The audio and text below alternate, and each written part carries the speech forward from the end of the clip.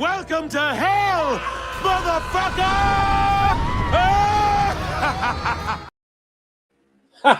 And we are live, ladies and gentlemen. That's right. It is that time of the week again, and we have the short box is here. That's right. All things comic pop culture that probably doesn't hit those bigger channels is right here. Oh, shit, I forgot my hat. And, of course, my partner in crime, the Ginger Wolverine, is late. Why? Because Gingy is never on time. Like Ben 10, he has a broken watch. So how's everybody doing on this fantastic Saturday? I had a good day. I read some. I relaxed some. I spent time with my puppy some, which is a fantastic day. And oh, look, he's actually here. And all I have to say to you, dude, is learn to drink coffee. I just don't do it. It's I do in spades. Oh, good Lord. So how was your week, dude? How was the week? It worked. Yeah, I'm tired all the time. But I worked and it was good. So your body will catch up and you'll be all set, dude. Give it time. We're almost there. You will 100% get there, bro. All right. Oh, good Lord. Whew. What do we got today? Oh, we got a long list. Unfortunately, our girl Carrie, Nerdigo Creates, won't be here this week. She lost power yesterday because of a massive thunderstorm and a flash flood warning. She charges her phone in her car, and she is currently busy and not able to make it. Power should be restored by 8. Yeah, it really sucks. I like having her around. Yeah, she's fun. Freaking great, dude. Oh, see, this is why I have Ladybug around. She's awesome. The Ginger Wolverine. Pimping out the Gingy links. Oh, good Lord, dude. Right on. I went over my budget for the next few months and everything, and next month is going to be insane. So many trades are coming in all next month in the next 3 months just for new stuff to read. And I started reading Batman, Absolute Batman. And all I can think about when reading it and getting through that first issue is I'm like, this is cool. It's Batman in name only. It feels more like Battle Beast at points than it does a Batman run. This is like Batman literally who's like, nope, I'm just a blunt instrument and I hit things really hard. I'm super smart, but I still prefer to hit things really hard.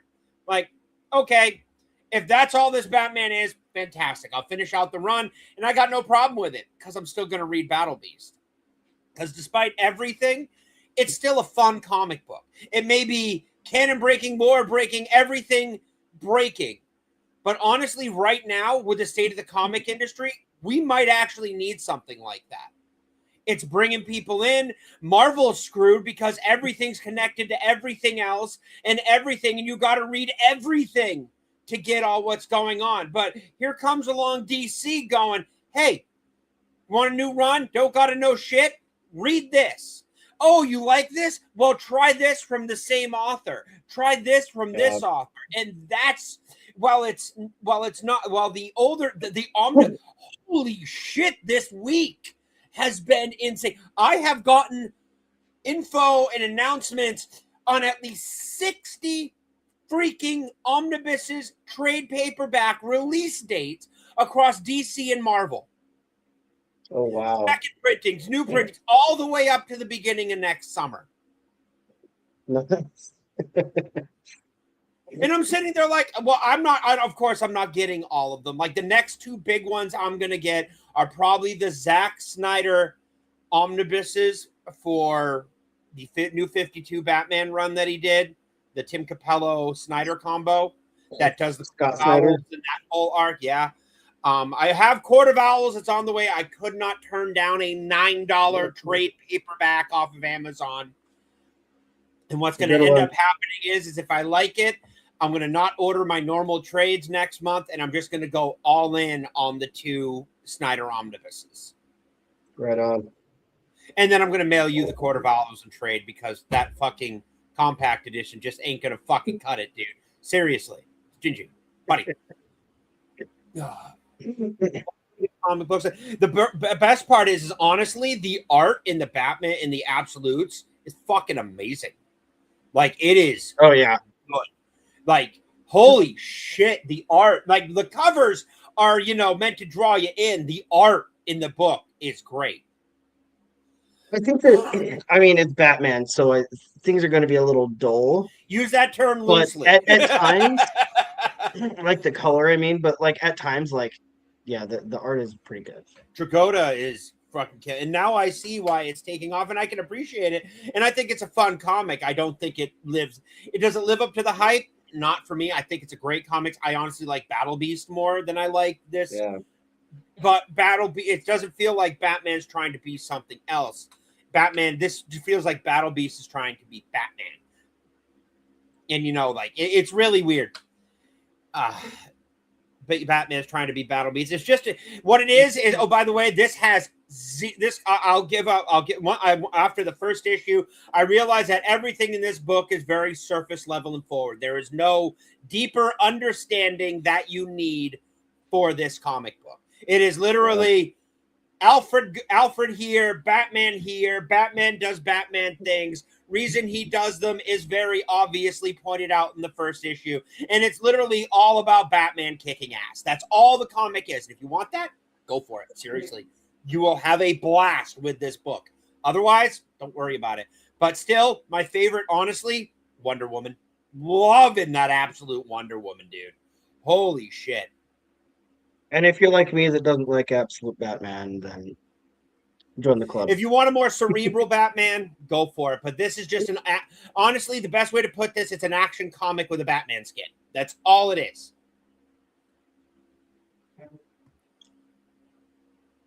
Not much else to say about it. I'll put out a full review later this week. Oh, Gingy, my brother, we have had a week. I got 2.5 pages of shit. 2.5 pages of a run sheet.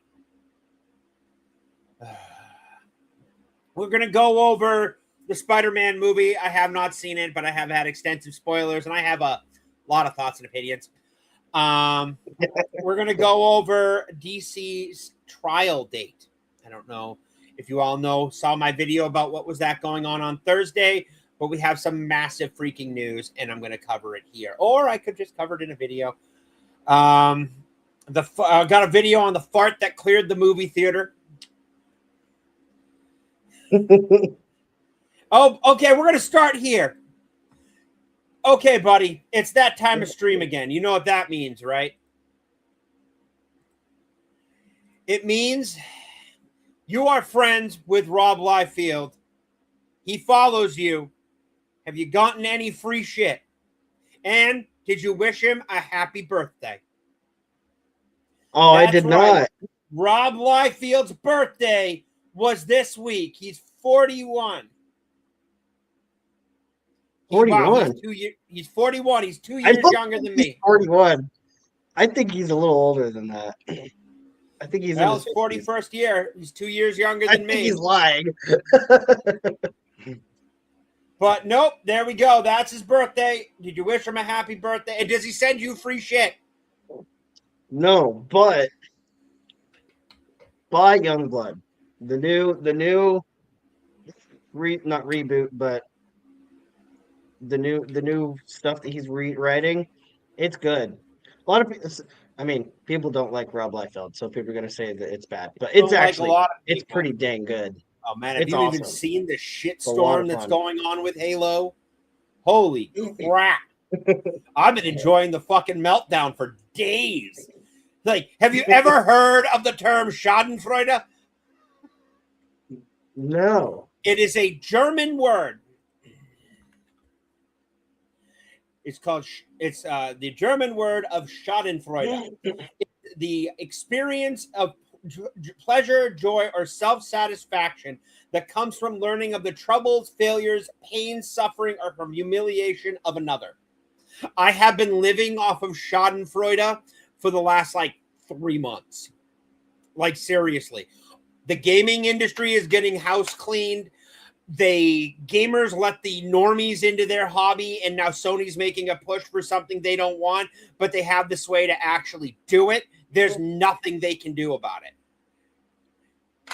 And I love my game. I used to love gaming, don't get me wrong, but when your hobby and something you love stops changing so much that it's not what you love about it anymore, then you either walk back to a point where it was where you loved it, or you find a new fucking hobby. And there are some baseline hobbies that are never going to change. Reading books. Barnes & Noble and physical bookstores are on the upswing. Sit down, listen to music, read your books. Seriously, read your comic books. You don't like new runs? Check out those back issues. You want older video games? Fantastic. Sail the seas. I don't advocate it. You know what? But, there are options for them to get out there and get that stuff.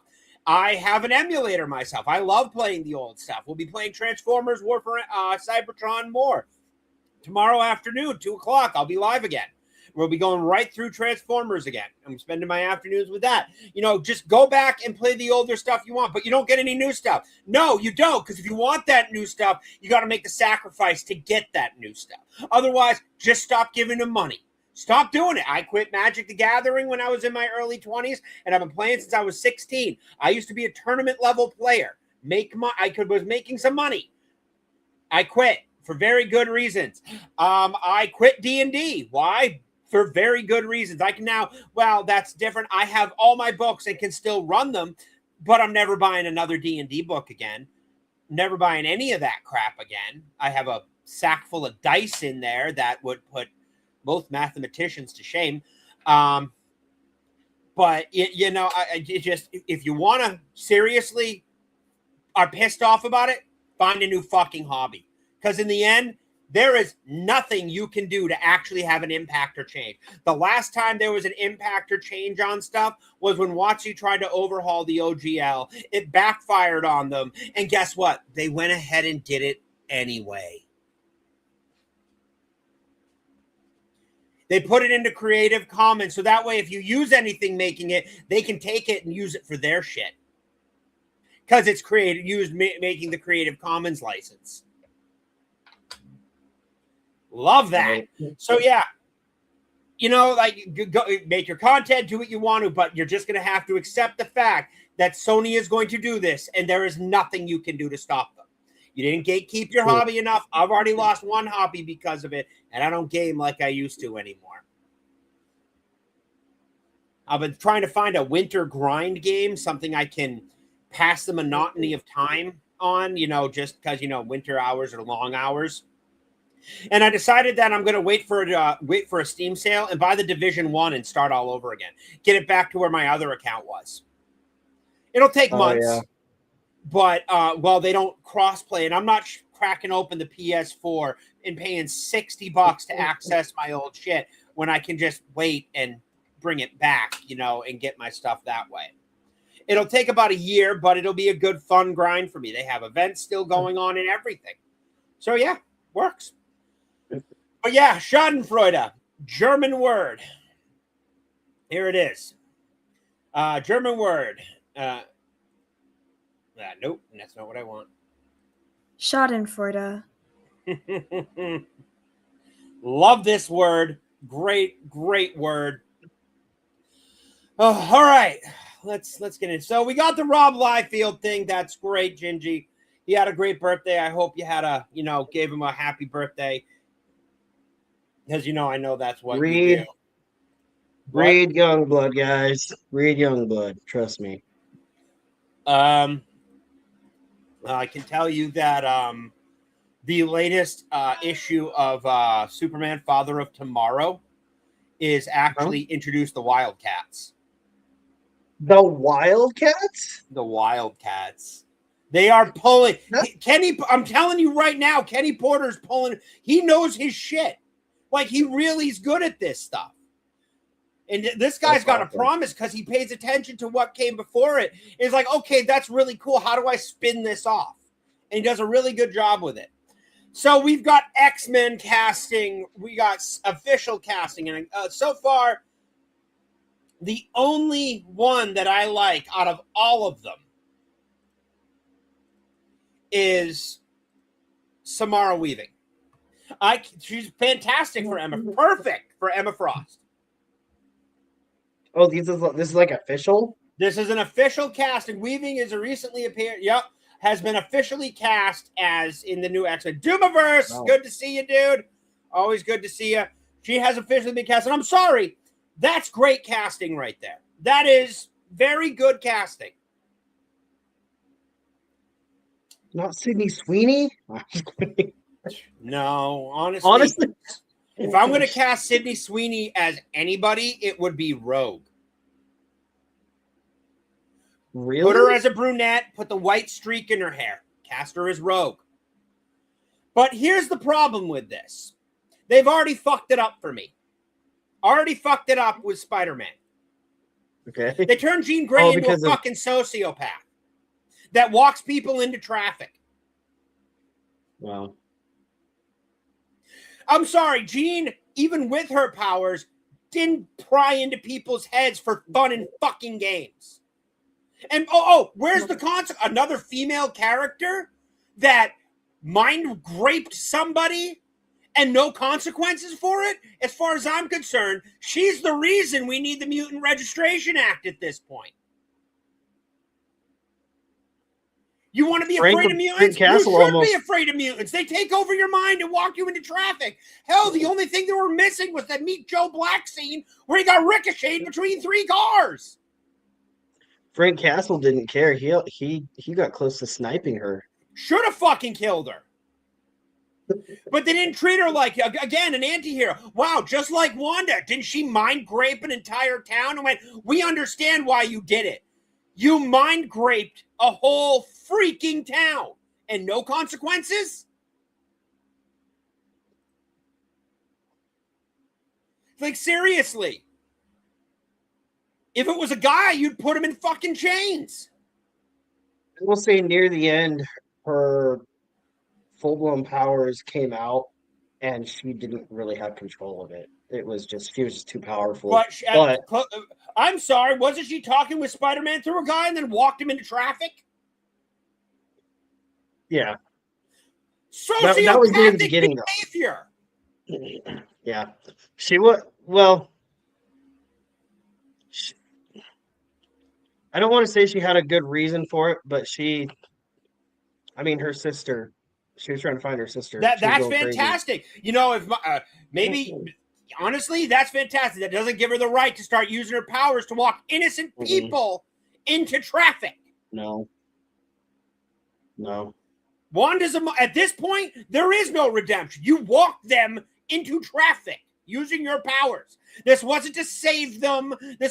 She saved Spider-Man. It's all good at the end. No, it's not. You have literally taken Jean Grey from awesome hero to fucking sociopathic villain. In one movie, you started her out like this. This is what we can expect? This morally gray X-Men? If this is how they're going to start off using mutants, I'm not going anywhere near this shit. No, Jean wasn't in it. It was some redheaded sociopath with telepathy. Hell, at least with Dark Phoenix Force, she had a fucking excuse, and she died. Yeah, she didn't have I don't think she has the Dark Phoenix with her right now. No, she doesn't have. I'm sorry, I can't ever see Disney using the fucking Shi'ar in their fucking movies. Why? Because they'll confuse the normies. Yeah. This is a mutant movie. Why are there aliens? Why they'll never use the Brood? Why they'll never use the Shi'ar? Why we will never see Gladiator? Because, look, they have a Superman. They cater to the normies. Which is why all of the times the Phoenix has appeared in the movies has been Jean's natural talent, not the Phoenix Force. Not the fact that the Force was drawn to Jean because of her phenomenal power. They've already fucked up. And what's worse about it is they did it in a more like, and everybody's like, "Oh, this is the best Spider-Man movie ever." No, this is a Marvel movie. Sony may be doing it, but this is a Marvel movie. It's part of a greater connecting universe, which I don't give two shits and a fuck about. Why would I want to go see a movie that's connected to a greater universe? The fact that they use the Punisher, fantastic. No problem with that. But Peter's leaning on people. He's helping help for people. Why? You know why? Because they can't write Spider-Man. You want Spider-Man writers? Look at the Toby fucking movies. Did it on his own, suffered on his own, kept his fucking chin up on his own.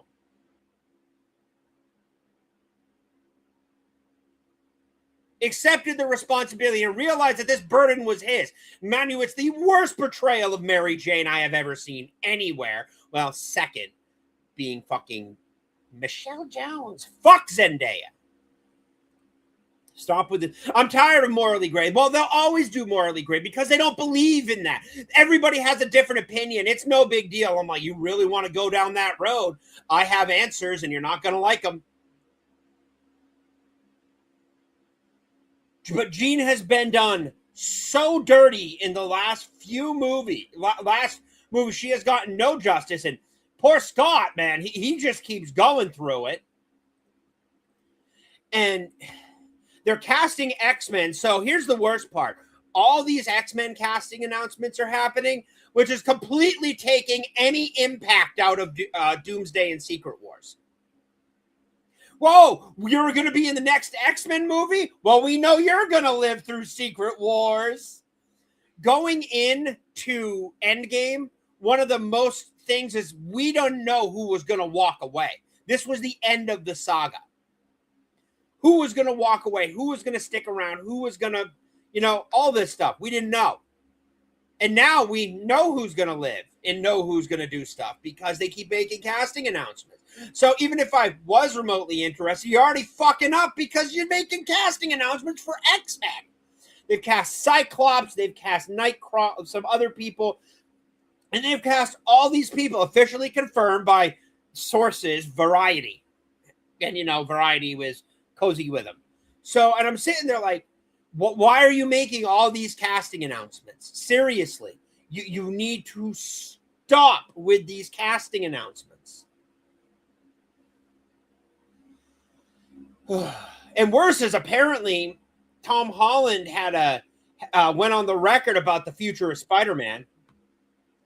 I saw this and I was like, holy shit, Miles is coming. And you will see Spider-Man movies fall off. So let's check this out. Will you know when it's time to kind of pass the baton? And have you imagined how you want that to go down? Oh yeah, there's a whole plan that we have been working on, I would say, since we finished Spider-Man No Way Home. And it's laid out. It's going to change for sure. Right. But I have a really clear vision to the passing on of the baton. And I think it's really exciting. In your head, will you know when it's... All right. He's also said that he very much wants Miles in the MCU. Okay. Well, we know that's going to happen. Well, yeah, we know it's going to happen. It doesn't. We know it's going to happen, and then we sit back and watch. See, because I thought it was going to happen in No Way Home. No, I thought it was going to happen.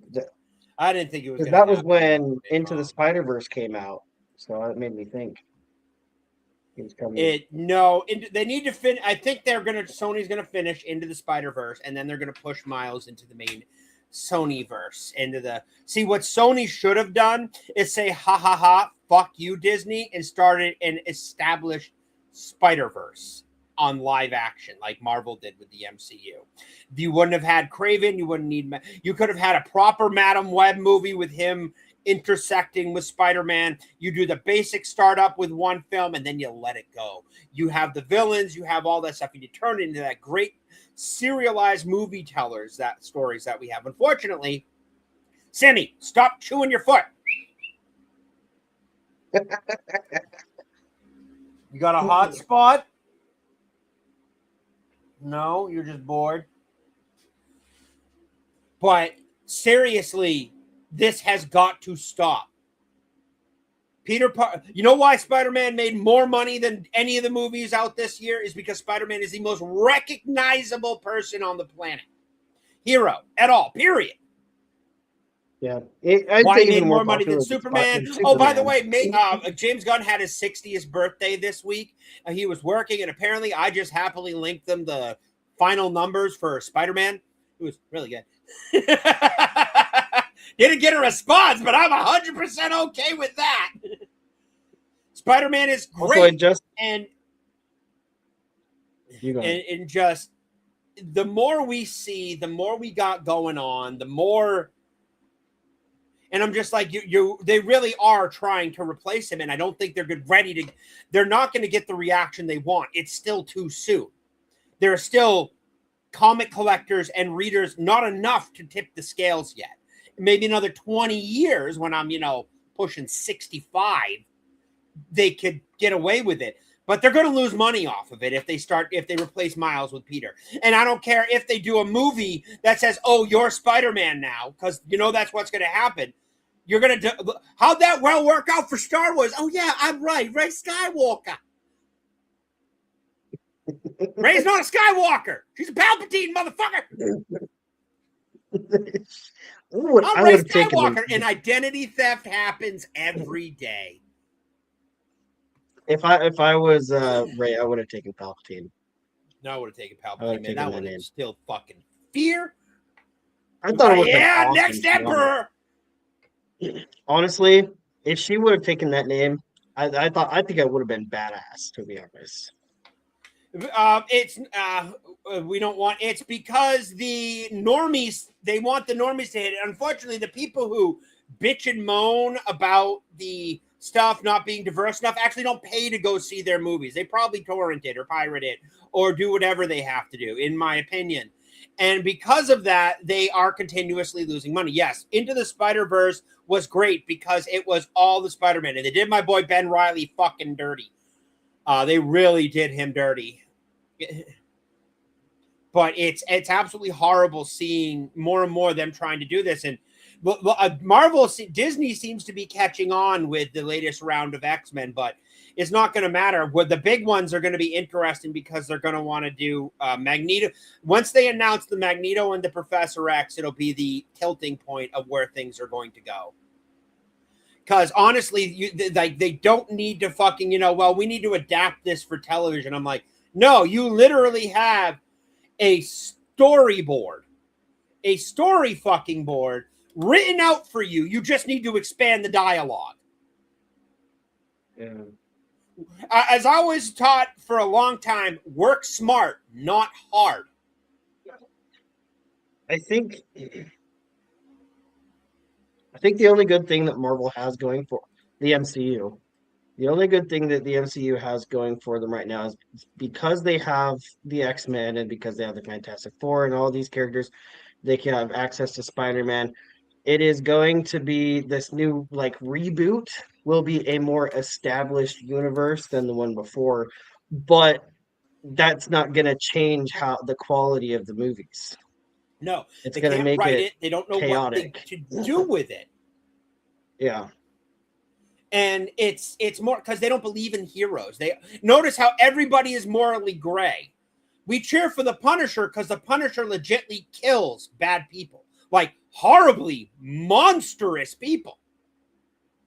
Yeah. And that's why we tolerate the Punisher and we enjoy his content because a bad person is hurting bad people. Yeah, he doesn't care about your background at all. I honestly wish he had got Jean at the fucking end. I don't care if Jean breathed for Peter through the freaking telekinesis, telepathy, or whatever. No, she walked an innocent human being into traffic.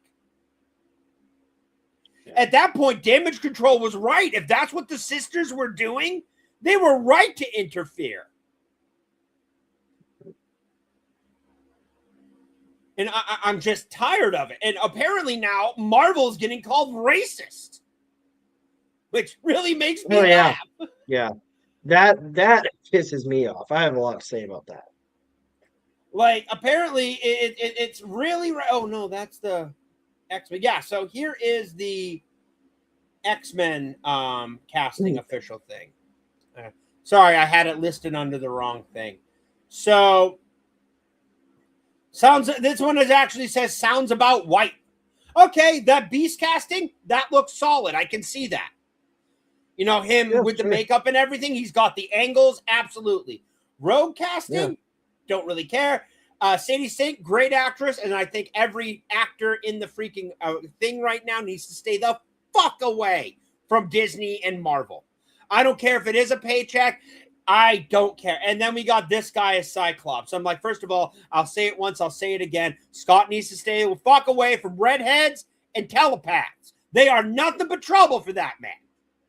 Well, but yeah, sounds about white. This is Master of TDS. If you don't follow him, the guy is absolutely fantastic. He and his wife writing Raven. The accurate to the source material. If you can't see yourself in the characters, go by a mirror. Yep. Yeah, sounds about white. Here's what I'm seeing with this is they've hired people that are not recognizable for once. Besides Sadie Sink, they're hiring. They hired Samara Weaving really well in a couple movies too, but they're hiring the low-key actors so they can bring stuff in. Now, my worry is that Feige's going to Feige. He's going to say, well, this isn't what happened in the comic books. Oh, you don't have to worry about the comic books like he did for the last 6 years. Like when the chick who played Ms. Marvel, which I thought she did a fantastic. She's a comic lover, dude. She just put out her own fucking book. Another one. She's amazing. And she was like, well, this isn't what happened in the comics. I'm really confused. Oh, don't worry about the comics. They don't matter. And I'm like, then what the hell are you making? Not a fan of Miss Marvel, but dude, she's amazing. I love her. Yeah, so apparently they canceled so much. They canceled Wonder Man. They canceled Blade finally. And more, I'm like, everybody's like, oh, I can't wait till we get freaking, Ghost Rider. I'm like, I don't think we're getting Ghost Rider. If they struggle with Blade, they're not going to get fucking Ghost Rider. But they announced it. They announced Blade 7 years ago. Star Wars, they haven't even launched the Star Wars. They just announced this prequel series 3 years ago with Armino Bechanoy directing. Where is it? Anybody seen it? Yeah. Where? Huh? Where? Nowhere. I really need to get that set up. I gotta be honest though. And all this casting and all the shit that they're doing, all I gotta say is it's a bold strategy, Cotton. Let's see if it pays off for them. All I have to say is Mahershala Ali deserved better. He deserved better. He would have made a fantastic Blade. That guy, I used to watch a show called The 4400. Yeah. I feel like rule number one is when you're making comic book movies, the comics matter. But that's just me. Yeah, it's apparently not Kevin Feige. Yeah. Oh. That was funny. No, I gotta. So, I just watched that movie the other day. Yeah, it's a good one, Ladybug. All right, so there's a lot of shit happening in Universal. I don't know if you know. In Universal, with with the Paramount Warner's link up, and it's something that I follow. Oh man, no. Hey, Doomiverse, doing pretty well, dude. Doing pretty well. So let's hear it. As I told you, multiple states have enjoined this merger, even though it is passed. They're claiming Trump hasn't taken it. They're claiming all this stuff. They're making a lot of presumption. 12 states, the state of California actually gave them the injunction and set a trial date because they want a plan of what's going to happen. They want this is the plan of what's going to happen with the merger after you take it over. There's nothing you can do about it. And honestly, if this was freaking Netflix, they wouldn't do a shit about it. But because Paramount has connections to the current White House administration and our commander-in-chief, they're pitching a bitch fit. And so they're doing everything they can to stop it, to block it. Writers Guild sued them. Fucking 12 states are suing them. The UK tried to get in on it, was petitioned to get in on it, which I probably say, jog on, mate. All that shit. And now California actually gave them an injunction, and a trial date has been set for the merger. What are you going to do? You can't override the federal shit. This has been approved. And so the judge set the Paramount Warner Brothers antitrust thing, and it's set for March of next year. And this is hindering the judge hearing in the antitrust case seeking to block the Paramount Warner Brothers Discovery merger has issued preliminary scheduling with the trial date set for March 2027, considerably later than Paramount's hoping for. Yup, I can pretty much guarantee you, in my opinion, that the judge is probably getting some sort of graft or something like this.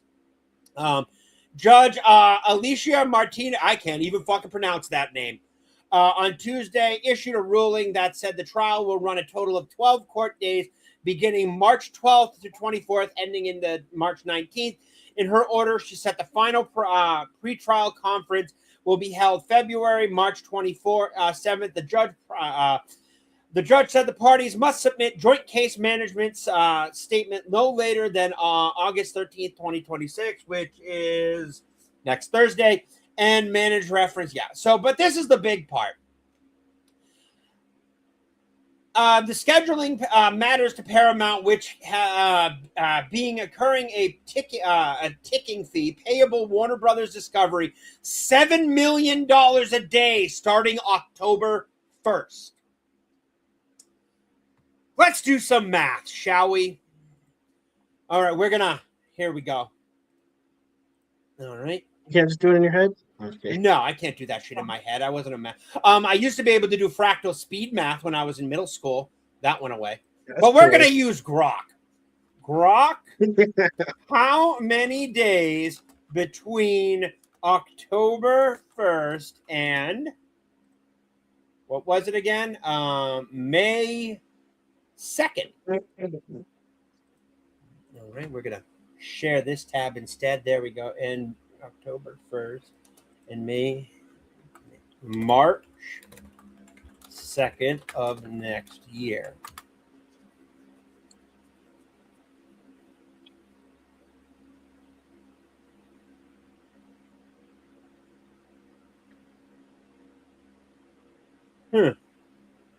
That's weird. 152 days. Okay. Let's go 100. Okay, clear. 152 times 7. 1, 2, 3. 1, 2, 3. $1,064 million is what they're going to have to pay Warner's because of this trial stall. This is lawfare. This is plain and simple lawfare.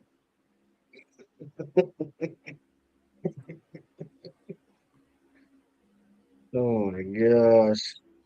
To the deal, the trial scheduled to start roughly 5 months after. They rounded up. Paramount will be on the hook to pay around $1.2 billion to Warner Brothers Discovery shareholders by the time this trial is scheduled to conclude. The Paramount ticking fee. Paramount Skydance spokesperson said the email sent the court has set the trial date for early March. We suspect the court's decision and continue to believe the trial on the merits of the best of our ability. Standard corpo lawyer speak. Yeah. They do not want this merger to go through because this would disrupt whatever supposed narrative the tinfoil hat's going on, which I'm inclined to agree with. This is a stall tactic to try to break it so they can either part it out piecemeal, which isn't going to happen, and then Netflix is going to come in and swoop all of it up because Paramount will be too weak to fight Netflix. Yeah, they don't have enough going for them. Paramount's already on the bank because of all their fuck ups in the last year. Freaking Warner Brothers bled out and they're still bleeding out. Yeah, great idea firing gun, huh, boys? Found out he's firing blanks. And now we have this trial date. This is a setup. This is either a setup for Netflix to come in and swoop them all up, which would be in violation of the Trust Act, which won't get pushed through with the FTC. But I think I believe, in my opinion, they're stalling all of this and hoping for a better election cycle the next time around so they can get whatever the hell they want. This all comes back to politics and money, red versus blue. Yeah. That's all hate this politics. comes down to. I hate politics. And I hate it too, because now look where it is. Something that you didn't go after Fox when they when Disney went after Fox or Marvel or Lucasfilm. You didn't violate any antitrust act with that, the biggest IPs on the planet. No, because they're consolidated because the company aligned with what you believe. But these companies don't. So that's why you're taking it down. Personally, Paramount should pull all their fucking shit out of the gosh darn freaking California, move it all to Texas, and then give California the big fuck you and not put any of their movies in California anymore. Because what are they going to do? Well, we're going to extradite you to Texas. I'm like, Texas has more guns per capita than people. Let's see you try.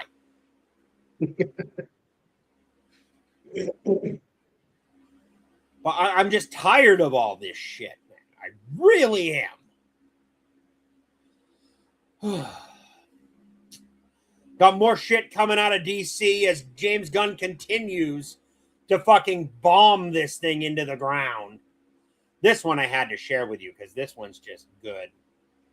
Where is it? There it is. Gotta put these together. One sec. So, some D2 chat comics chat posted this. Now, this guy's awesome. He's based as hell, and he rewrote the Lantern Oath. Okay. Through brightest day and blackest night, the lighting in this trailer ain't even bright. Let those who love Hal Jordan's flight beware this show. Ain't nothing right. Because that's lanterns. Man, if this show is not This show good, is going to bomb. Apparently, Chris Gore got screeners for it already. And we'll know soon enough. But it gets even better because apparently this show is so next level, edgelord shit, doesn't know what it is. They have a lantern signal.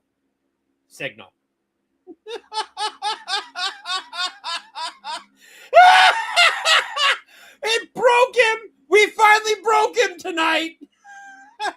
when is he? Hang on. First look at the signal in lanterns. I know Green Arrow has had one. As far as I know, while I am far from an expert, Green Lanterns have never had a signal. Hang on. Uh-oh. Gingy's pulling it up. But look at that.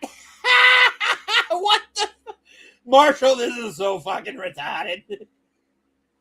No, Green Lantern has never had a traditional signal like the Batman. But now they do. I'm surprised there's green in this. Green is problematic. Holy shit. I know nothing about it, and I know that much. Damn right, Ladybug. You know, Ladybug, if you want me to send you a link, you're more than welcome to hop in here with voice and chit-chat with us.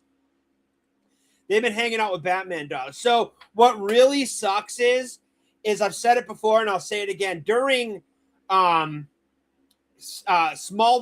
we were actually supposed to get Batman. And it was, we were. And it was going to be, Oliver Queen was supposed to be Bruce Wayne in his early years and everything like that, figuring out the identity, which would have been fantastic, which would have explained why they were best friends, because they literally came up together. But here's the issue. Nolan was like, I don't want to confuse people. You can't use Batman. And then we got Batman Begins. I'm like, honestly, I don't want a grounded in reality Batman anymore. I'm tired of grounded in reality because people don't have that suspension of, well, you took the suspension of disbelief away from them.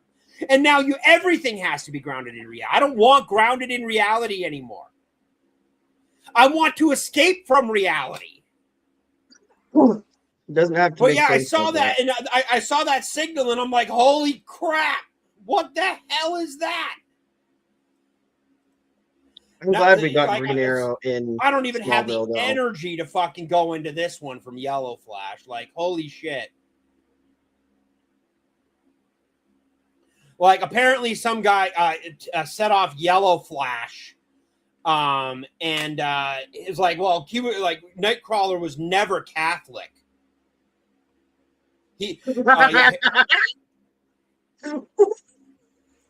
Nightcrawler's always been one of my favorites because he was Catholic, but Kirk wasn't Catholic when he was created. Faith would not be mentioned until 10 years after his creation, and it's then been abandoned and hardly mentioned in the next 15 years of his existence. Nightcrawler's Catholic faith is first depicted in Uncanny X-Men 159, July 1982, about 7 years after his debut, and differenced again. Contradiction claims it was absent for the 15 years. Kirk has always been Catholic. It's one of his core things about his character. I don't want to read Midnight, but Kirk's in fucking priest's robes. I'm pretty sure he's Catholic. It takes time. It also it takes a little bit of time to officially establish a character. Kirk's a supporting X-Men. He is not a main one, even in his character, so he doesn't get a lot of page time. But this is like, I'm the resurrection. I love this image. Like, I really love it's awesome. This image. And, I'm just going to save that for wallpaper. Yellow Flash, bless his heart, repent, tourist. Even in the X-Men television show, you see Kirk in a church praying. Yeah. And this is happening more and more. This is what happens when you open up the comics to normies. The tourists. And we're at the point where we just fucking call them out. There was also an argument yesterday on TikTok that he's gay too, and someone called him out. That's hilarious. Someone called him out, they got mad. No offense, dude. TikTok's for fucking people who drool into their pillow at night. Seriously. It's almost as bad as Instagram. I scroll through Instagram to try to get stuff. I get more porn bots and Instagrams and DMs than I get anything else in my feed. It's right up there with freaking Twitch.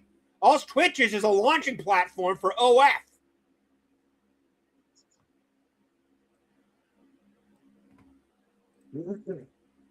Give me a second. I'm going to get something to stop my cough.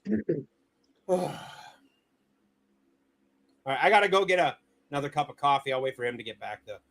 It's genius writing or something. I don't know. I'm just at the point, Ladybug, where I don't want any more. I get racist themes and cat videos. Gotta have a better algorithm. Got to get your algorithm built better. Apparently, I tried going after books and stuff like that, but apparently it just puts me onto smutty books, and I try to get rid of that, and it doesn't. And yeah, I hate freaking that stuff. So this Reddit thing popped up in my feed and actually posed something interesting. This is titled, "Is James Gunn adapting comics into movies or emulating comics through the medium of film?" Neither. He's a hack. He's a fucking tourist. He's taking characters and patchworking stories together to make his Gunverse. He's just making a superhero movie with other skins, with main characters from the DC comics attached to it. Oh, I can't take James Gunn seriously anymore. I love his Scooby-Doo films. I like his ensemble films because he shines there. He really understands how to get those well. Unfortunately, he takes characters now and he puts them all together that aren't meant to do that. They work in the comics because the reader is the one that dictates the pace of how fast the story goes and whether they turn the page. On the comic books, you can just now you're in there for 2 hours watching characters you don't want to see instead of just going, I don't want to read this anymore. Like, you have to stick to the basics with comic book characters. You got to stop trying to do this elaborate shit and stick to the basics. We've shown what sticking to the basics can do, even with the new Spider-Man movie. It is a basic bitch movie at its core. There's a saying that I used to say, and it's KISS. Keep it simple, stupid. Yep. But I think it's do or die with Man of Tomorrow, honestly. Man of Tomorrow is going to If it doesn't do good, Man of Tomorrow is going to bleed out worse than fucking almost as bad as Supergirl, if not worse. They're gonna fire James Gunn if it They doesn't do can't. well. Paramount can't do anything till the merger goes through. So all the shit that they have in the pipeline right now is going to keep coming. It will not stop. All of it is going to keep coming. You want a perfect example? All right, I'll give you a perfect example. We're getting a Jimmy Olsen Gorilla Grodd movie that just got more casting.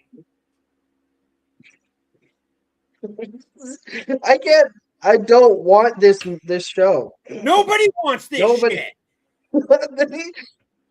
It's like Marvel making a show about J. Jonah Jameson. I mean, Here's what I think they're actually doing. I think they know exactly what they're doing. If they create enough brand fatigue, superhero fatigue, shit television that keeps coming out, everybody's going to bleed money because no one's going to go see them anymore. It's the only thing I can think of, other than they are actually high on their own fucking farts, that they actually think that this is good shit and are in touch with the people. Either that, they need to get the fuck out of California and do their sanity some good. But I saw this book, Jimmy and the Gorilla Grodd Show. It's one of my favorite projects. We start filming soon. Dude, you got a problem there, buddy. Holy shit.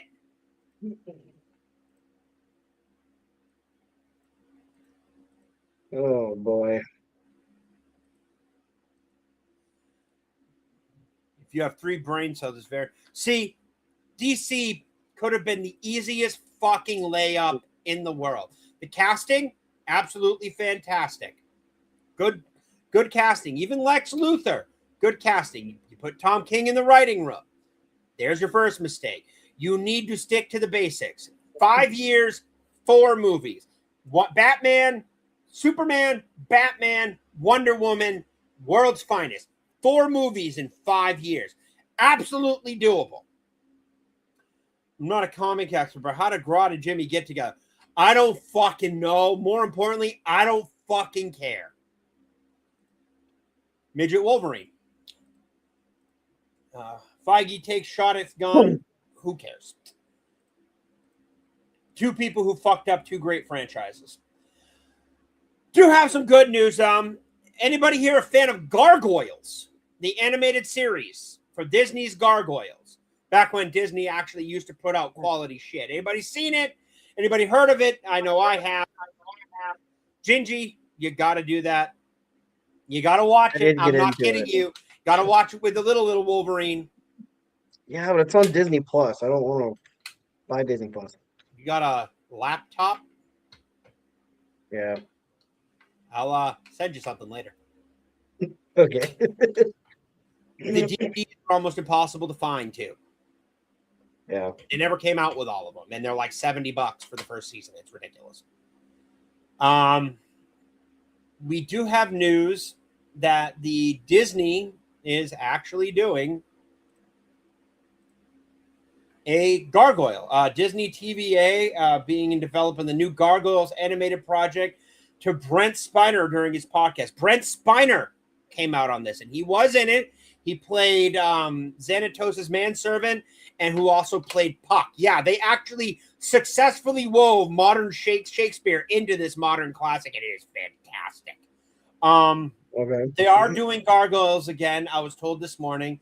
Live action or no, it's another animated series. That's great. Unfortunately, it's Disney, and they're going to fuck it up. Because you can try to get most of the original casting back for the Gargoyles, which had it had most of the next gen cast in it, dude.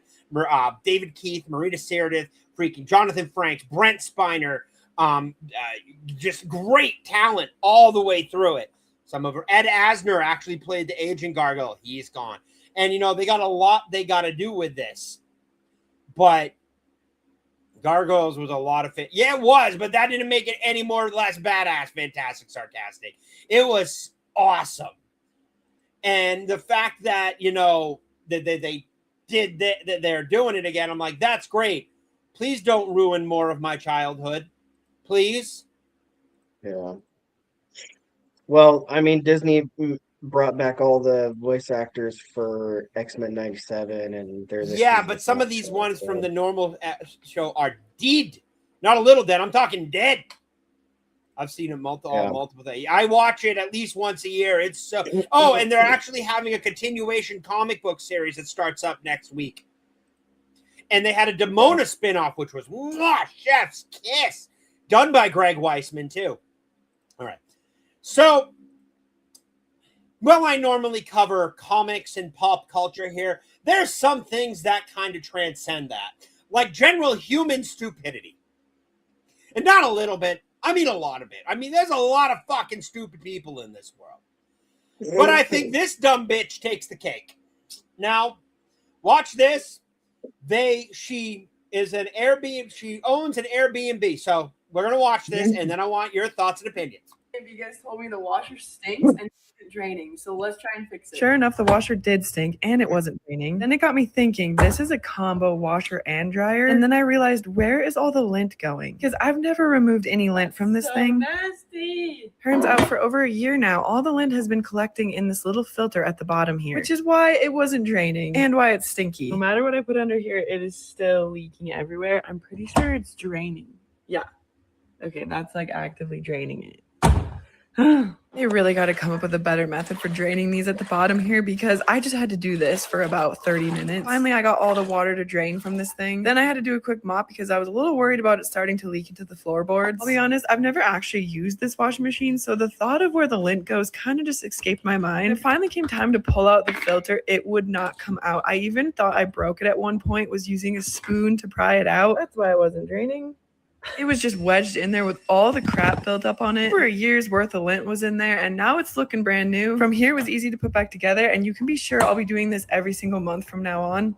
My Airbnb guys told me the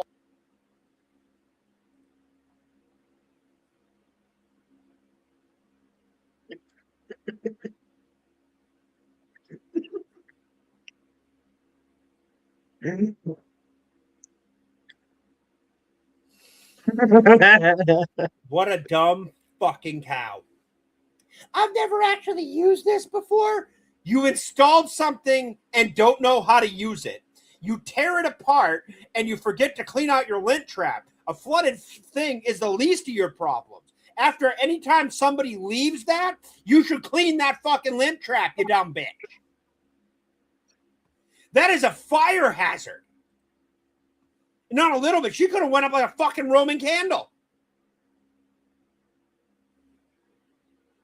And you know why it's all down there? It's because it's ease of access. You're the one that backed it up. You're the one that did. I don't even use this anymore. Then why are you, if you don't know how to use a piece of equipment that you purchased, you're really fucking stupid. I mean, seriously. When I first moved into an apartment, the first thing I did, I don't just go into the bathroom. I look in the guts of the toilet because I usually do main maintenance myself. You look at the guts of the toilet. You look under the sink. You look at the freaking fixtures. You look at this because it matters. And these 2-for-1s, apparently that's too much for her to ask, is to figure out how to, use a washer dryer combo like that. And honestly, shit shouldn't be used like that because people are too fucking stupid to use it.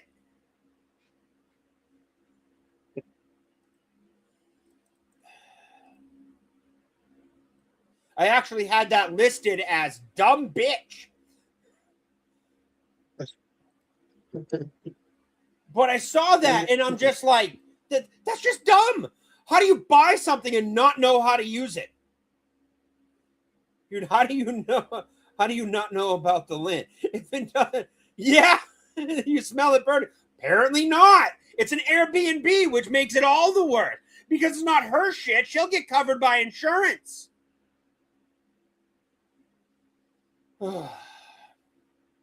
So we do have some cool news this week, but we got to go over one more thing. I actually brought this up because I thought Nerdy Girl Creates was going to be here. And there is apparently a massive wave and pandemic of people scalpers for Pokemon, for everything. Now, here's something that's probably going to piss a lot of you off. I support the scalpers. 100% support the scalpers. And it may sound horrible, and it may sound despicable. It really does. So I put this down, and I responded to her. I didn't get likes. I got a lot of things. So this sounds really bad, but I support the scalpers. If people who put their cards out, if people who put the cards out really cared, they would do something about it. Also, these days, a kid not getting able to rip off a pack of rip-off Pokemon cards, which, by the way, these are Pal World cards that they scalped. Rip-off Pokemon cards, while they have a $1,000 cell phone, is a fair trade-off. They can learn to go without one they have and feel damn lucky for what they have. You'll feel damn lucky for what they do have. Now, I grew up poor. And I don't mean a little poor. I mean, I was sent to school, lucky to get sent to school every day with a smushed peanut butter sandwich and a cup of applesauce. I didn't give it a fucking spoon. I used to collect cards as trading cards as a kid. They got thrown out with all my other shit. If the kid has $1,000 phone and is bitching about not getting Pokemon cards and scalpers and stuff like that, it's a capitalist economy. They can do whatever the fuck they want. It's their property. Don't blame the scalpers. Blame the people getting them and not learning to go and fucking out. Learn to appreciate what you have before you start bitching about it. Because you know what? I used to be exactly like that. I want more. But you know what? That's because I had nothing. I was on the streets under bridges in January in New England. I have been at rock bottom, and I can make these judgment calls. You don't get the kid a $10 pack of Pokemon card? Woo fucking who? And seriously, it's at that point where scalpers have every right to resell them. If Nintendo didn't want you to resell them, or the company selling these, they would have implements and things in place. I'm sorry that you don't get a $15 pack of Pokemon cardboard cards that your kid's probably going to end up tearing apart and destroying. They're not kids buying these cards. They're adults. They're adults. Packs. Yep. And I'm sorry that your kid doesn't, the kids that do want to play and get Pokemon cards. But let me tell you, there's a juniors division for Pokemon championship card games and this senior division. Yes, I actually watch Pokemon video game championships and keep track of winners and things like that. It's what my sports. And you know what? I see a lot more adults playing these games. Why? Because they're a lot more expensive than kids can handle. When I was playing cards, a pack was $3.95, and I was told it was a waste of money. So guess what? Still is. Yes, it is. Like the odds of you getting that crazy expensive pack are so slim. Like at least when I was buying, I used to play Magic. Like I said, you could buy a booster box for $110 and you would guarantee to get a foil rare out of it. One foil rare. And that would kind of make up for the box. Now they spread them out so far and you're not allowed to buy booster boxes anymore. My card shop, they used to come in there, my tabletop group used to buy 4 cases every time a new set came out. A case had 6 boxes in it. Can you imagine what their collections are like that they've been collecting since the game started? They're sitting on enough to buy houses. They didn't play. They just collected. Sounds about right. Good lords. All right. Now we are going to get into some far more positive topics about this shit. About stuff. Because honestly, I don't have the energy to freaking rant anymore. Yeah, that just goes without saying. So, we got one more thing I want to get into. I saw this, and I'm like, we need to bring this back. This is something that honestly needs to come back, and something I would absolutely love. So, this came across my Instagram feed, and I thought it was awesome, and I'd like to hear your all opinion on it after my unbelievably long tirade. And this is what you got. All right, let's refresh this and start again. when you buy the Iliad today, and this is what you got when you bought it 300 years ago. Our modern copy is a simple paperback in one volume, perfect for easy transportation and mass production, whereas our 1744 copy is in 2 volumes, bound in vellum with gilt titles to the spine. After the introduction, the modern copy gives us the poem in English, with occasional notes to help us understand the text. Whereas in this copy, we have the text in Greek on the left-hand side of the page, and the text in Latin on the right.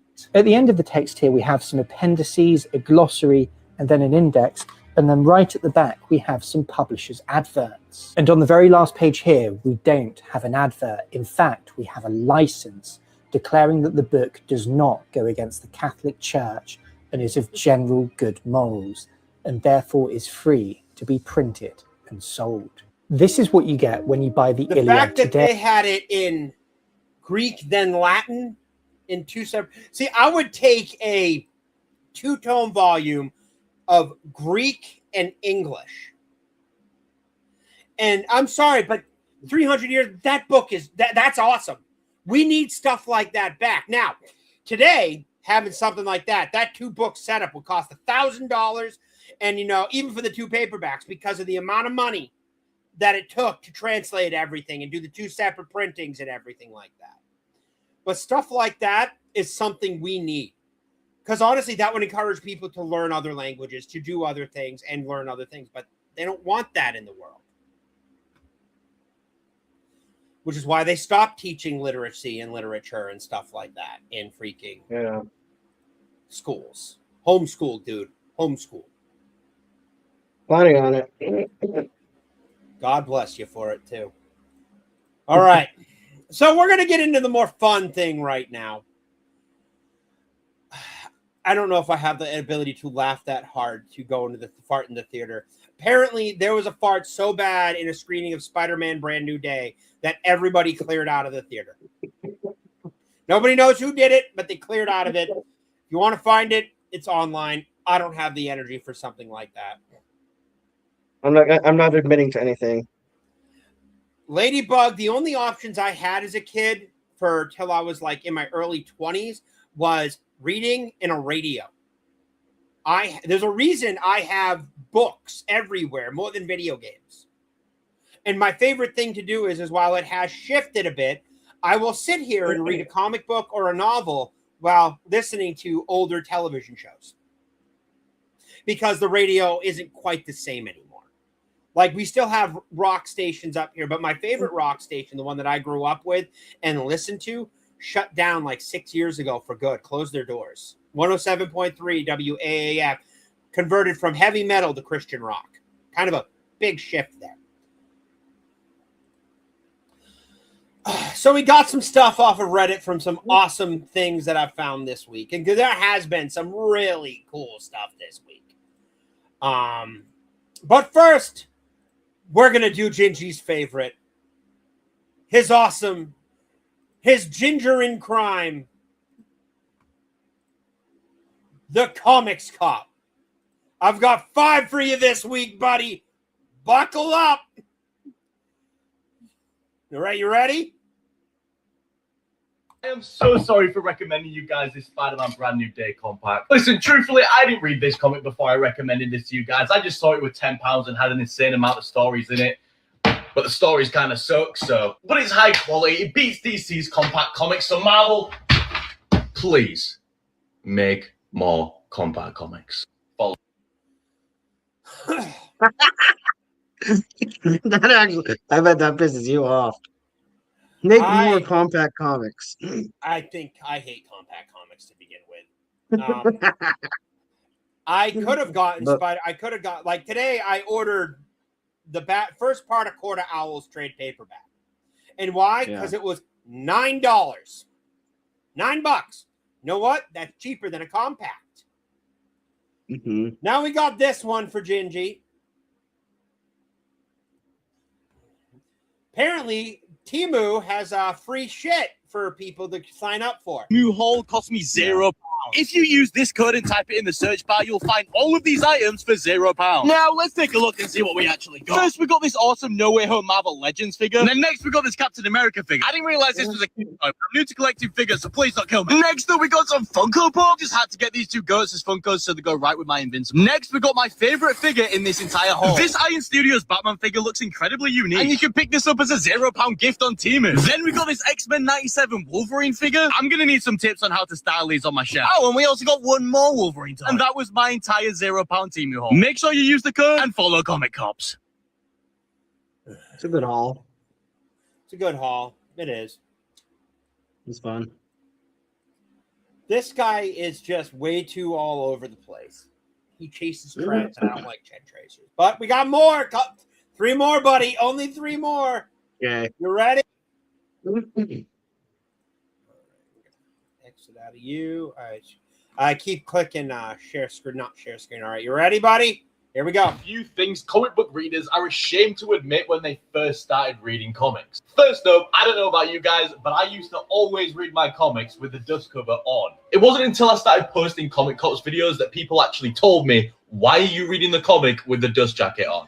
I didn't even realize it was a dust jacket. I just thought it was a cool extra cover to make the comic look better. But I will admit my life has got 10 times better ever since I decided to take the dust jacket off. The next thing is, I would never even notice that there was a double page spread in my comic book and just get completely confused. I mean, I genuinely still do this to this day, where this is a double page spread, I wouldn't even realize and just read it like the singular page at once. Am I stupid? Maybe, but I can guarantee one of you guys 100% have done this. In the very beginning, I never looked after my single issues because I didn't realize how expensive these bad boys could actually get. Bag and board, one, I would never even touch a bag and board. I'd just throw it on the floor and piss and shit all over it. I'm sure that's relatable. Follow Comic Cops. I have been reading since I was 6 years old. I never missed a double page. I never missed any of that. I know how to read competently and have higher brain function. I have never done any of those.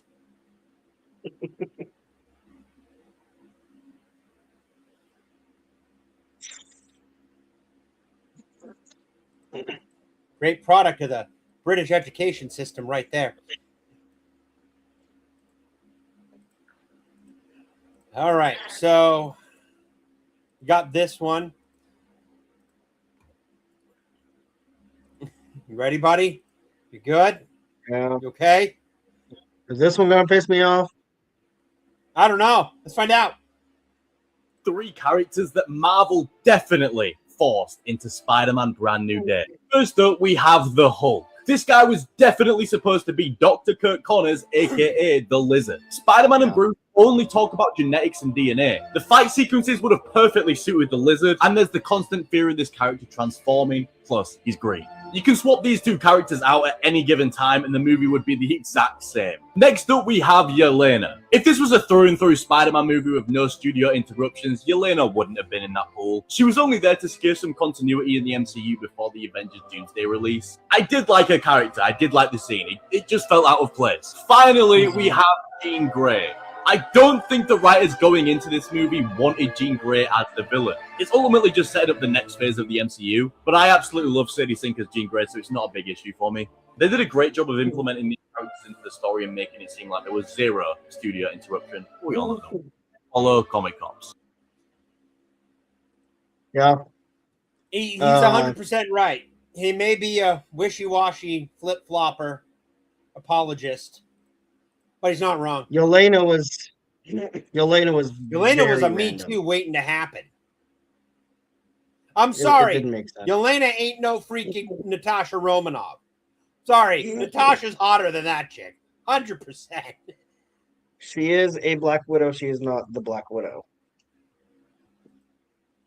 So we did get these announced, and I wanted to share with you. Apparently, Marvel announced 6 new compacts. Marvel are finally locking in because they just announced 6 compact comics to release throughout 2027. And I genuinely don't think there's a single bad one. First up, we're getting a Miles Morales compact comic. This will collect the death. I would like to point out he said Miles Morales and not Spider-Man. Of Ultimate Spider-Man plus Ultimate Fallout, which introduces Miles Morales, and then you see what they're doing? Do you see it? You don't? Oh, Miles You're Morales. completely missing it? Are you completely missing it? Who reads compacts? What demographic of reader reads compacts? New readers. New readers and kids. All these Miles Morales new readers are coming out. The replacement of Peter Parker takes another small step forward with these releases as Miles as the main Spider-Man. Okay. The first 12 issues of Brian Michael Bendis' Miles Morales, and that will cost you £10. Next up, we've got Spider-Gwen. Spider-Gwen, Miles' girlfriend. Actually, I think Ghost Spider, really fucking cool stuff going on with her. My issue isn't the characters. My issue is you collided them all into the main universe. You know what DC doesn't do? They don't put multiverses in bold print because there's always a crisis happening. They don't put in bold print like the name of. They don't put John Stewart. They just put Green Lantern. And that's because Green Lantern is a mantle hero. It is a title. Yeah. It is an interstellar beat cop with phenomenal cosmic power. But they're still a cop. I hate Spider-Verse stuff. I really do. I think Gwen, as long as they stay to their own universe, but you keep altering the main universe's canon to fit whatever stuff is failing on the side. Which has been proven by DC sorry, 1 minute. We'll get back to this. Which is proven by DC that if you actually invest in it and write for it and hear what the fans want, it will keep going and your main universe will keep going too. Yeah. Absolutely. Everybody's like, this is never going to catch on. It is the single-handedly biggest thing in comics right now. Batman and all of its subsidiaries are doing amazing. And Marvel is struggling. Yeah. They're trying to keep up, but can't. So what's their options? Cram everything into the main universe. Just keep cramming it because that's the only one that matters. And here's the funny part. I think Gwen Stacy and everything like that as Ghost Spider in her own self-condensed bubble run is great because I like those Elseworld stories. Some of those are really cool. The issue is when you cross them into the main canon and you alter main canon so it fits them. That's where you start kicking up issues. If you keep the baseline stories, people will branch off of it. But if you start cramming that stuff in, like I'm reading right now, one of my favorite books every month outside of Battle Beats that I read is Superman, Father of Tomorrow. Instead of freaking Kal-El and Alara-El died in Krypton's explosion. So Jor-El's the one that crash lands on Earth. He gets saved by the Kents, brought in, and takes on the name Jordan Kent, coming off as Jonathan's brother. Jonathan has a heart attack, and Jor-El's trying to save him. And they're all like, you're crazy, you're a madman, we can't do this, trying to use Kryptonian tech to save Jonathan. But it doesn't work. And all this time, Jordan has massive survivor guilt. He lost his wife, his child, and his planet. And he has to remember it. So now he's trying to help Earth and shape Earth and do everything like that. And he's doing it, and it's so good. It's a 6-issue run, and I'm sitting there like, this should not be this good. These alternate universes should not be as good. They should be good, but not as good, if not better, than the main universe's writing and art. And that's what's happening. These spin-offs are better than the main shit being put out. By the way, I am going to be ordering DC KO main and DC KO all time to see what the hell is going on. But Marvel also expects you when you go in reading, you have to know all this other stuff. Whereas DC, you don't have to know what's going on. Oh, cool, Batman, absolute. That's really good. You know? Oh. Sorry, I think that Marvel knows that the main timeline, the main characters of like the original titles, like Steve Rogers and all these things, they know that it's the better storyline, but they don't want to admit it. They don't want to Yep. admit that 616 should be the main thing, but instead they go and make like random And this is why multiverse DC stories that dominates just while suck. maybe sucking in the theaters. DC, they're killing it in comic book land. Like seriously, Yeah. every like the last thing Marvel wants to see is that a DC Absolute is coming out the week of theirs. I also just found out 2-3 hours ago. Like I was sitting on the back deck waiting for a pizza. My mom was out and about. She decided to drop me off a couple frozen pizzas for the weekend. Dinners because helps. So just to let you know, dude, I eat the same thing for dinner every night. It does not vary. What kind it is vary. So it's like rice and pork chops. That's pretty much what I have every night without fail. It's quick, it's easy and stuff, but it gets a little monotonous after. Good. So over the weekend, I usually do like frozen pizza for dinner on that night, something quick and easy to cook. And I grill the pork chops because that's the only way to fucking do it. Grilling food is love it. But sitting on the back deck, Spider-Man 1000 was delayed for 2 weeks. Yeah. Issues. Printers were broken. Now, I'm inclined to believe that, but Marvel doesn't print a lot of books enough to matter. But no, let's get back to this and finish this one up real quick. This contains Gwen's introduction to the Spider-Verse in Edge of the Spider-Verse issue 2. Then it gives us her entire 2015 Spider-Gwen run, plus her 20... I love the concept of Spider-Gwen, too. Like, she has just as much tragedy as she has just as much tragedy as Peter, if not more. You know, her dad finds out that she's the Spider. She loses Peter, who ended up becoming the Lizard. It's conceptually, it's really cool. Minus the whole, girl chick rock band thing. Yeah, I disagree. But That's fine, man. You can disagree with me all you want. 2016 Spider-Gwen run, and also an annual for £10. Once again, that is insane. And then we're moving on to the Ultimate Compact Comic. Now, I am going to be buying all of the Spider-Man Ultimates trades before they mysteriously start vanishing. Yeah, before they go out of print. I'm going to use them off of in-stock trades, and I plan on ordering all of those.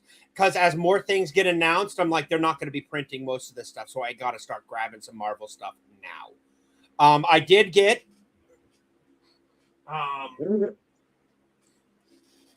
Nova. Oh, yeah. That's the trade? Before I have read the first issue. I haven't read the whole thing. I am waiting to get Imperial. Yeah. That way I can see the reset and why. There's something really awesome that I want to know about that'll help me understand it more. So basically, because of the events of Imperial, for some reason, the Kree and Skrull empires are not at war anymore and working together. And I want to know why. So I want to read Imperial, which is the reset of Marvel reset of the cosmic side of Marvel. Yeah. And then I want to read Nova. And I read this first issue. Fucking awesome. Awesome book, dude. I have all 6. I haven't read him.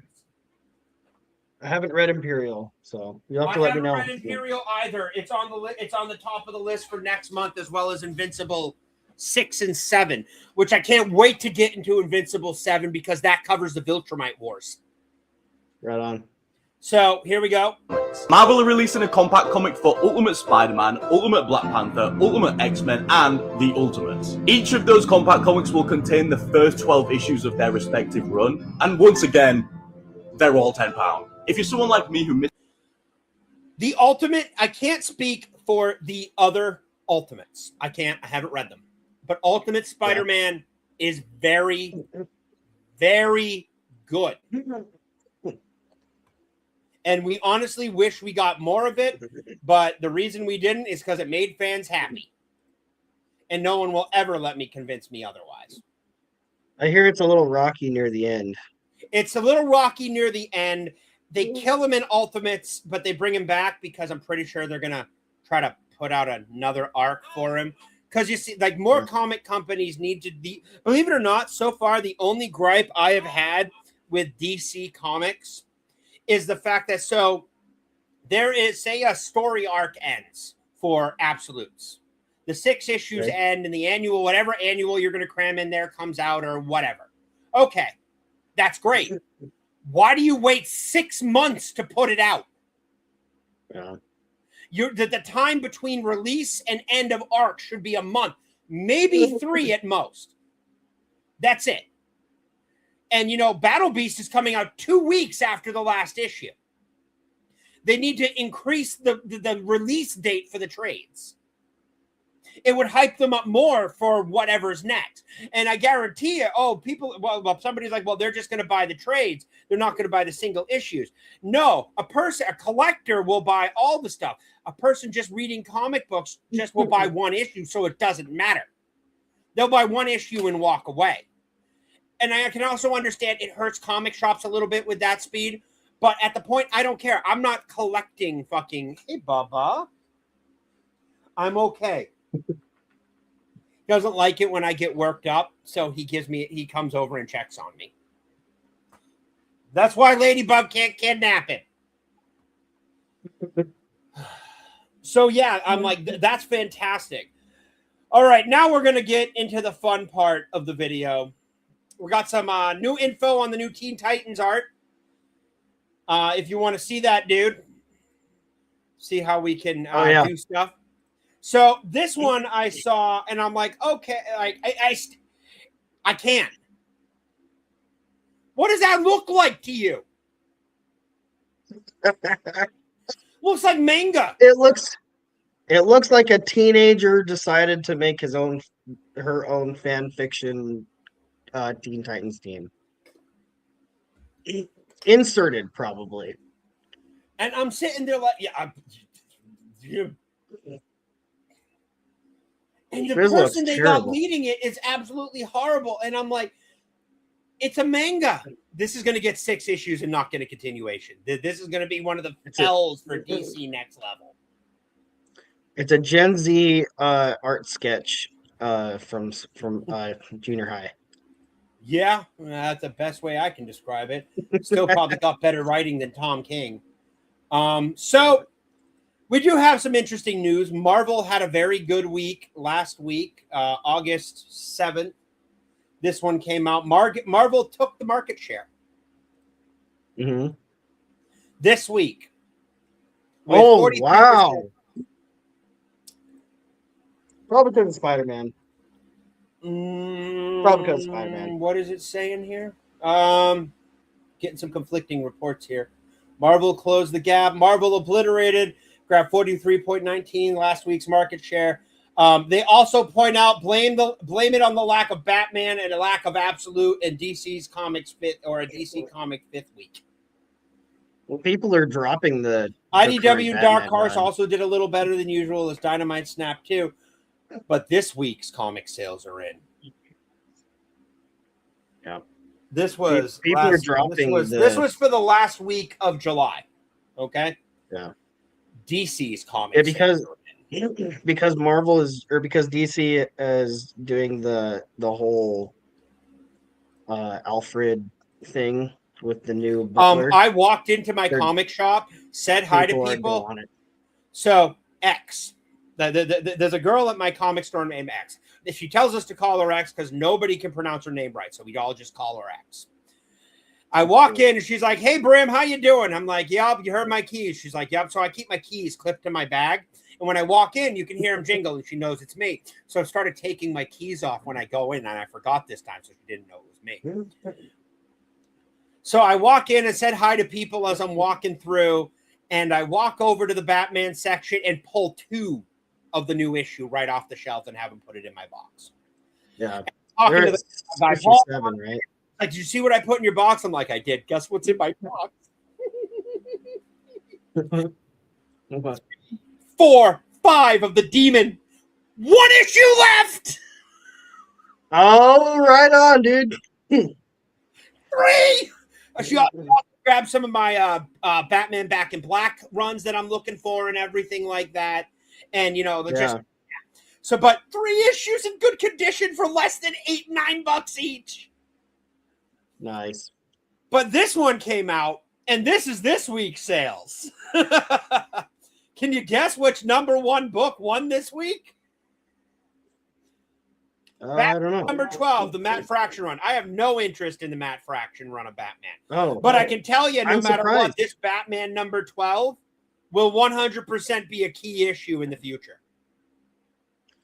It's a I'm minor. surprised because I heard that people were dropping this issue.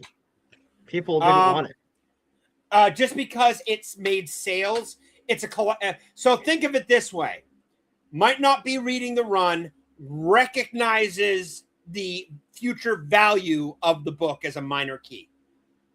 Yeah, I bought 2 issues of the Red Hood right off the shelves. Oh yeah, that's right. I never read them. I bagged them. I bought them, and they're in that crap white bin over there that has all the stuff I need to ship out.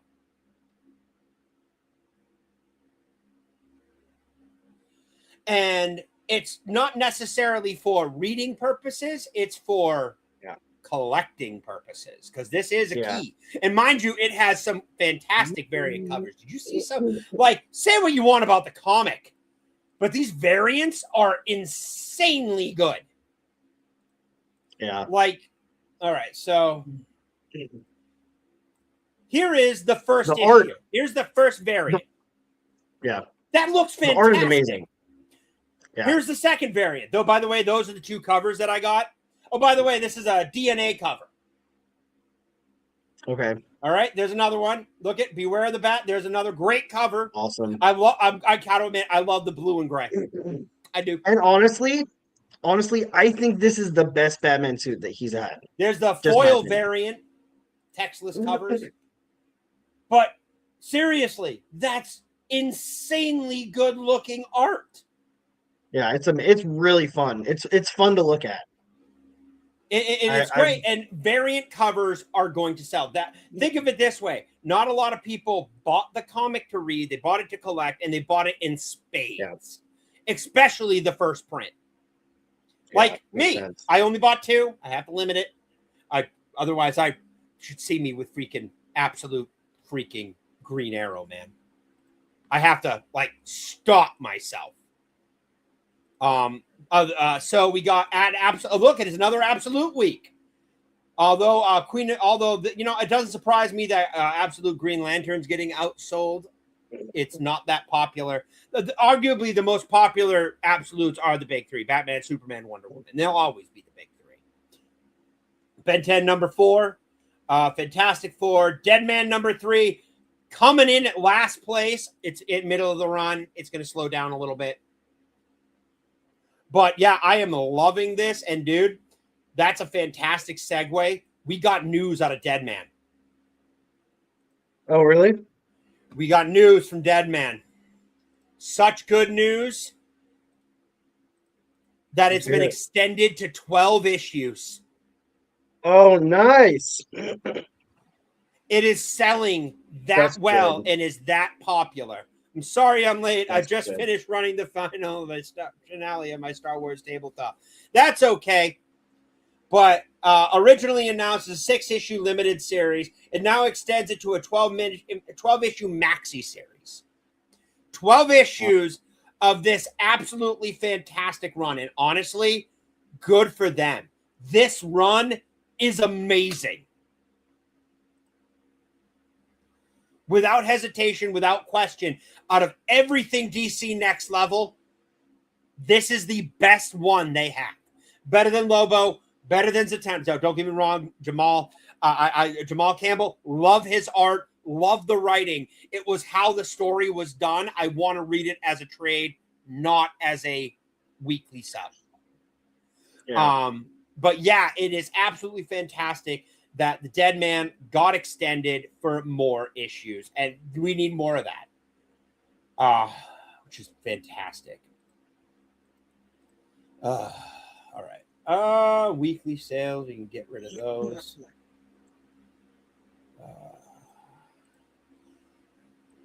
Get rid of that one. Sorry, just crossing stuff off of the list here. What else do we got left? Now's the part where we just kind of go over the random stuff. If Carrie was here, Nerdy Go Creates couldn't make it. She lost her power, which is a bummer, but she will be back hopefully again in the future. Absolutely. I want her on regularly, but her schedule doesn't permit it. It really sucks. You okay, dude? Yeah. You're kind of bebopping around in your chair. That's the kind of behavior that used to get me upside the back of my head. I had a very different childhood. But I was going to go over the 58 best Marvel movies and TV series, but we'll hold on to that till next week. We got to have Carrie here. We can't go over that level of nerddom without Carrie.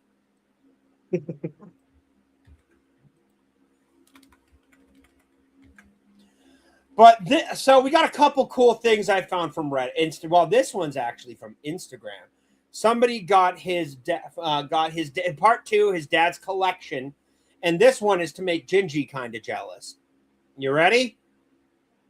What can I find? Yeah. Collection.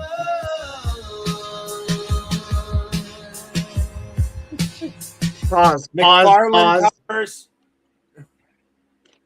McFarlane Spider-Man. Spider-Man 300, the first appearance of Venom. We haven't even started yet.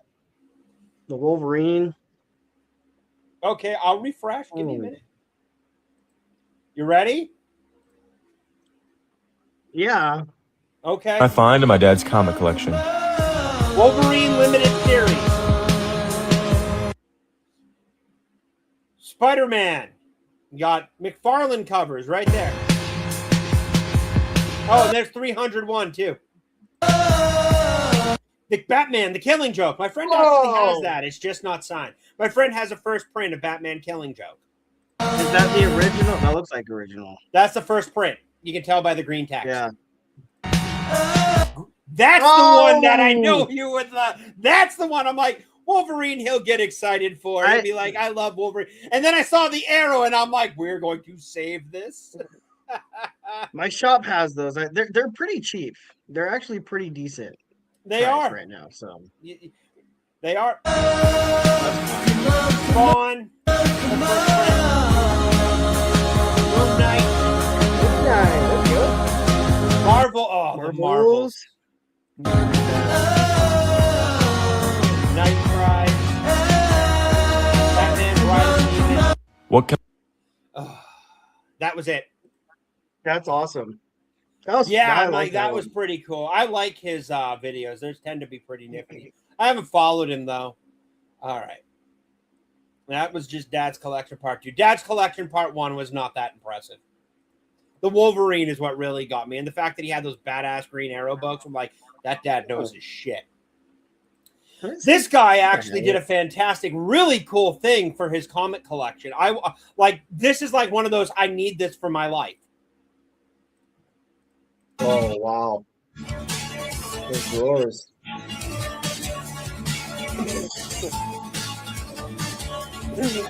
I actually got it muted. It's got copyrighted music on it. Look at those. It's got the Cure playing, and I can't. Dude. Yeah. What's up, Bubba? That's nice wood. Oh, yeah. Nice tongue and groove, dovetail connections right there. Yes, my grandfather used to do amateur carpenter. I know about this shit, some of this shit. Yep, look at that. That's awesome. I'd have done a different stain, but that's just me. Actually, I like the warm maple glow to it. It also looks like he used a single piece of wood for the whole fronts of the drawers. Because if you look, the grain all connects. Each 21 inches, 175 to 200 comics each drawer. That just is gorgeous. Thank you for your patience. North Jersey Woodcraft. I would love to get something like that, but I doubt they're taking commissions. And more importantly, I doubt I have the money for it. That's expensive. All right. Make sure we got nothing else kicking here. I actually had some extra stuff from the run sheet that I didn't get to add, so let's see what we got here.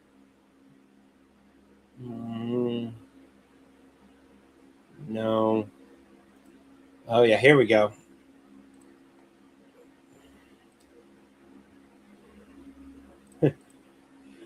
Supergirl exit theaters at its lowest grossing DC movie ever, and Gunn hints it's not the end of the world. I'm smelling hope. Wait, it's not the end of the world. Oh no. What happened? Oh no, how terrible. That's just awful. How terrible. Oh no.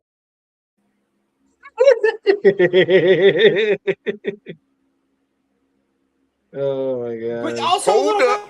Wait a minute. Something ain't right. That's cope. That is cope PR if I've ever heard one.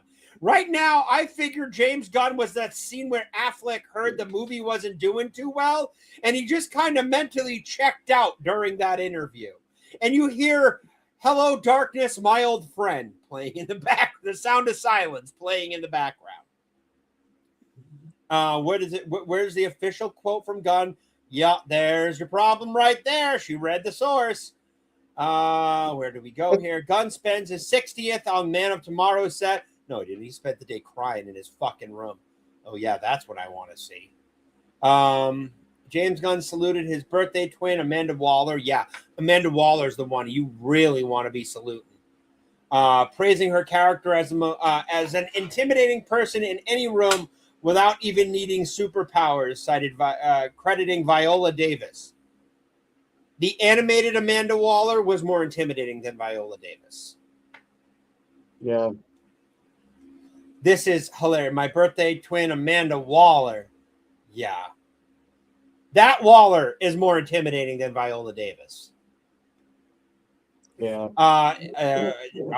Gonna attach a song. It's Not the End of the World by Foxy Shazam, the band's 25th album. Oh, that's, yeah. This is hilarious. Like, this post and everything there is fucking cope. That is like, he's huffing the copium right now. And he's wondering when somebody's just going to break into his office and 7 big guards are going to throw him out the front door like a fucking Frisbee. Come on, man. That's a good visual.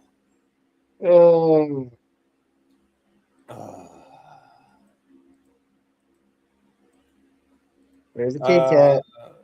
What do we got? Yeah, cats. Hey, you two, stop it. Odin, go. Sammy, leave the kitty alone. He's okay.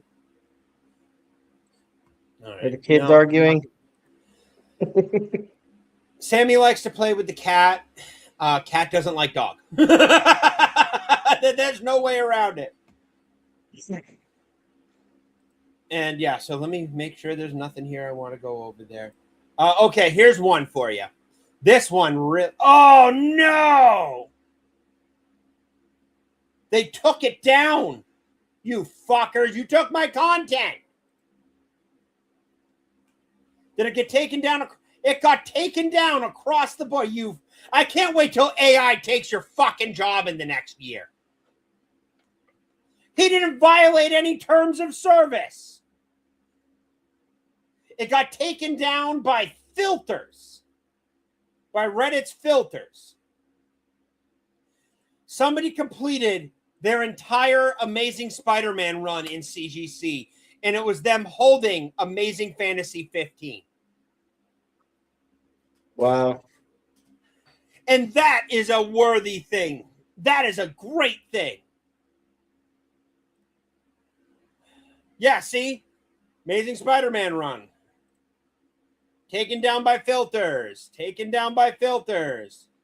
Just all of the good stuff taken down by filters. There he is. Look at that. There we go. Wow. Look at that. That's a happy man right there. 3.5 on the Amazing Spider-Man #1. Look at that. Low grade is better than no grade. But that is fantastic. And I can't believe they were taking it down. What a fucking bunch of cucks. All right, what do we got here? Apparently, there is one more thing. Apparently, Daphne Keene is reportedly in talks to return as X-23 in the upcoming Spider-X-Men movie. Now, I like Daphne Keene. I thought she did a very good job in Logan. She has a very good couple of assets on her that people love. Just don't make her Very Wolverine. big couple of accents. Now, here's what I'm worried about is that she's gonna be Wolverine going forward. No. For the MCU, I'd put money on it. Please don't. X-23 is a good enough of a origin. Oh, she's Wolverine in the comic, yeah. And Black Panther's also white in the latest run. What? I hate that excuse. Oh, but it's in the comics. That doesn't mean it was a good idea. Well, you just start having it go both ways. Oh, it's in the comics. I can picture some shit that's in the comics too that would go against what you want. How about you just keep it comic accurate and recast the fucking character? Because I guarantee you, Jack ain't gonna want to do more. And I don't care what Ryan Reynolds said in the Deadpool movies. He ain't doing that shit when he's 90. Yeah. You got to recast. You recast Spider-Man. Never heard an issue with you recasting Spider-Man. Yep. I think that's just about it. All right. Pretty much how I am inside right now.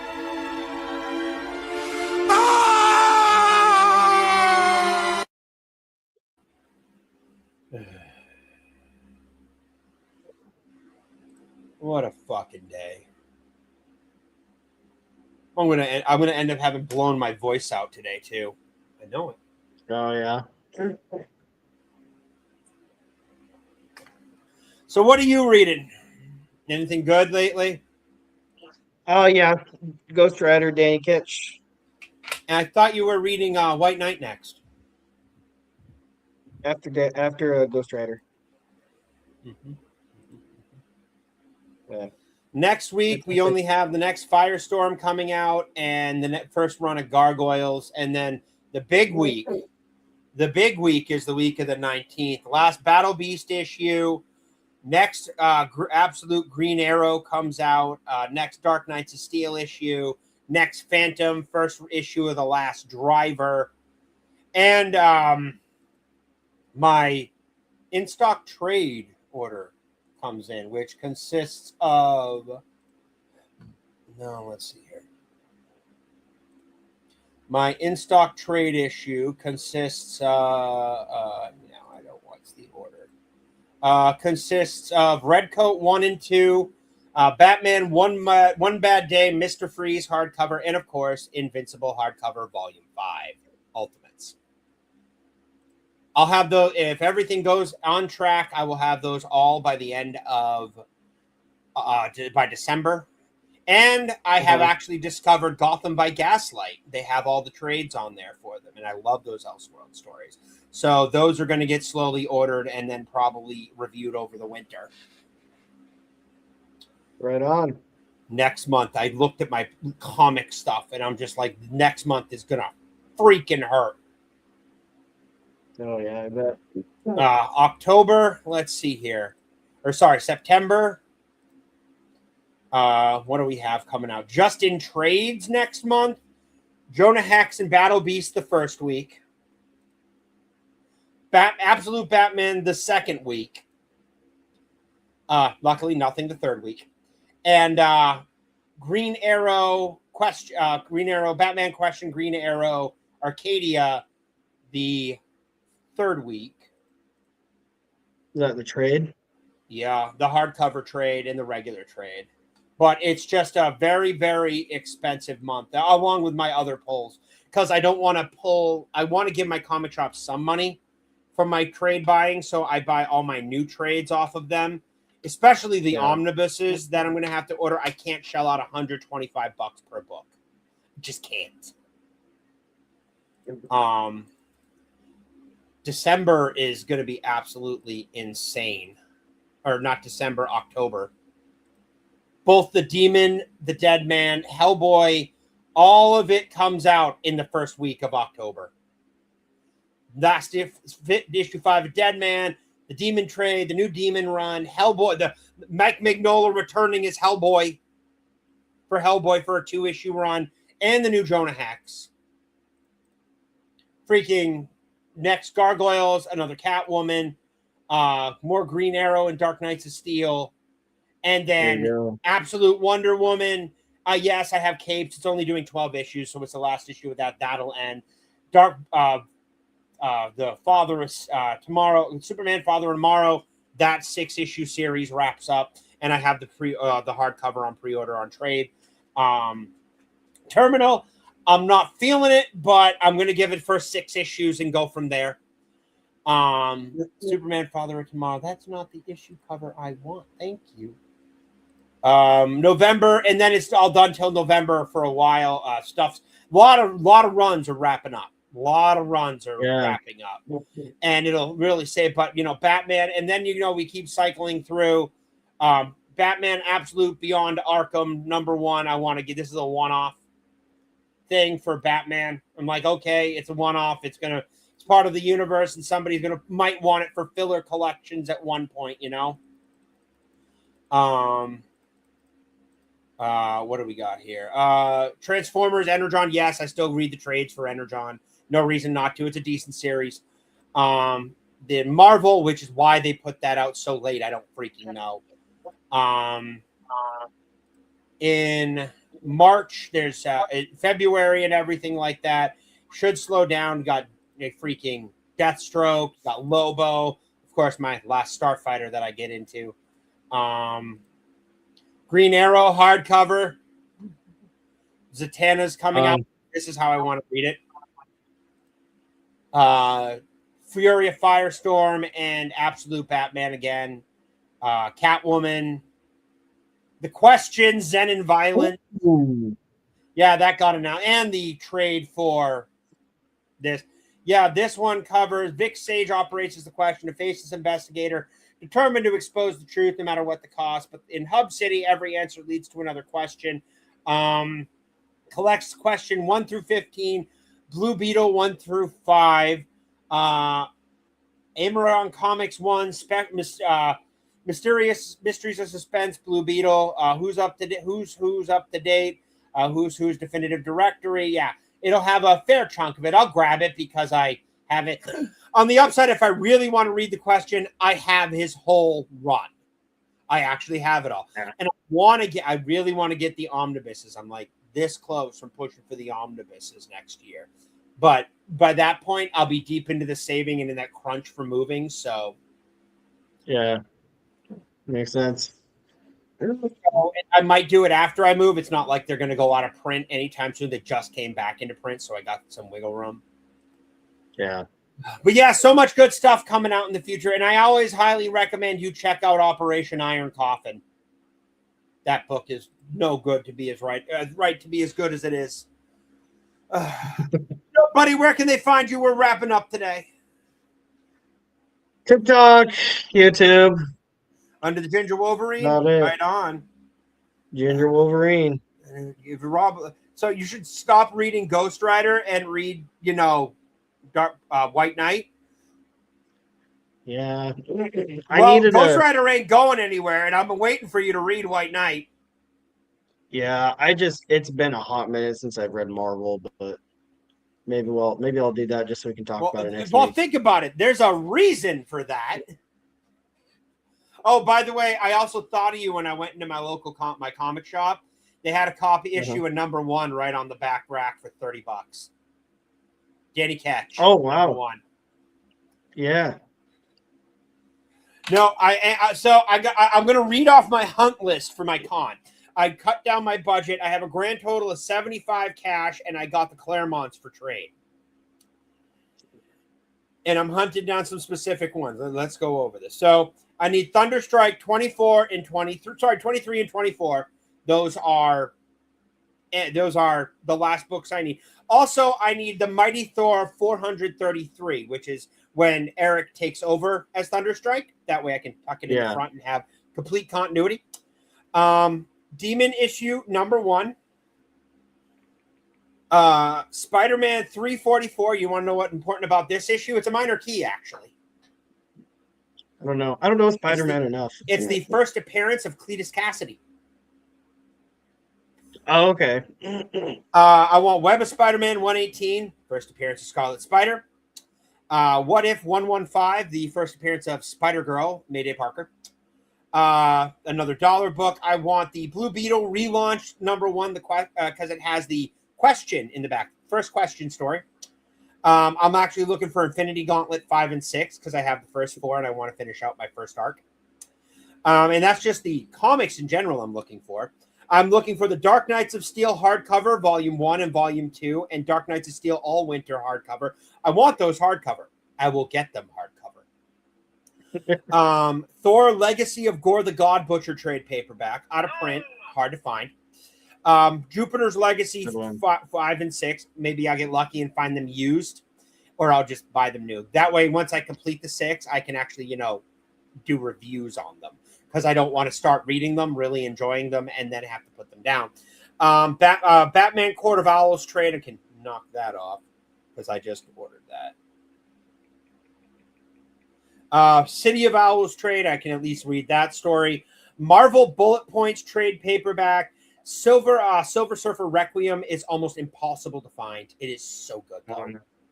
Avengers 1959 trade paperback. I really fucking hate you for that one. And I am actually looking for 2 CGC graded books. Okay. What If Miles Morales #4, where he's Thor, and Star Wars The High Republic #1. I want them both. Now, if I can't find them, I can find them on eBay. They're not selling. They're not going anywhere. And I'm okay with that. You just keep not selling, because I want these books and they're going to sit behind me because they are some of the worst pieces of trash ever. Well, the Star Wars I want to ship off to Jay for Christmas, but yeah, no, I have a small list. I figured most of the books I want aren't wallet breakers. I just got to find the Spider-Man cover so I know what I'm looking for. So that way I don't have to read the cover. I can just identify it by cover. But no, that's all we have for you today.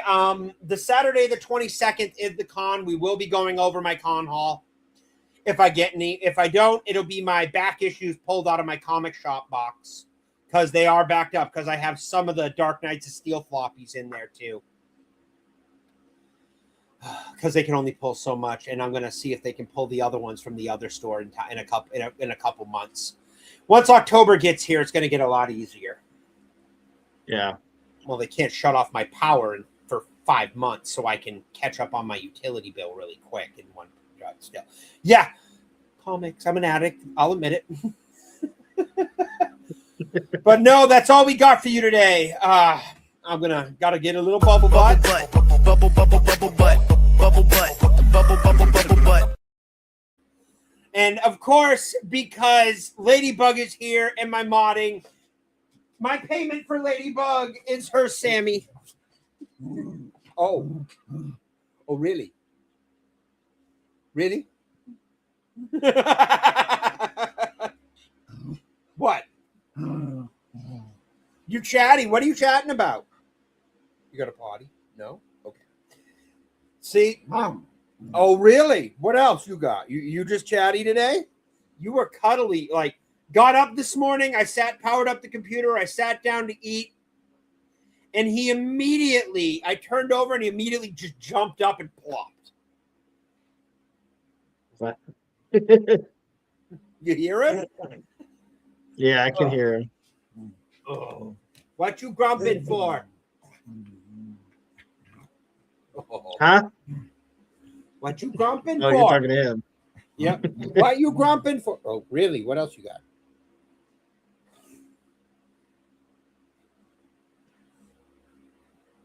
I love you too. He needs love. He does. He does. Oh. Is there a reason you're trying to chew me? This is Ladybug's mod payment. She loves Sammy. I love you too, Bubba. I do. Am I not clean enough? Okay. All right. Oh, what else do we got here? Well, we got to play one more. Damn!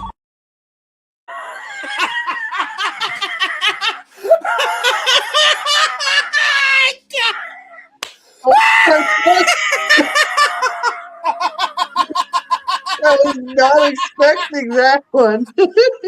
Oh my god.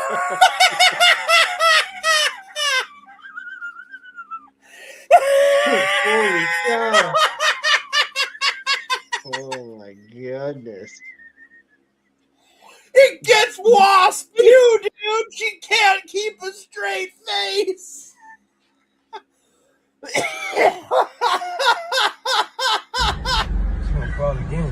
Damn!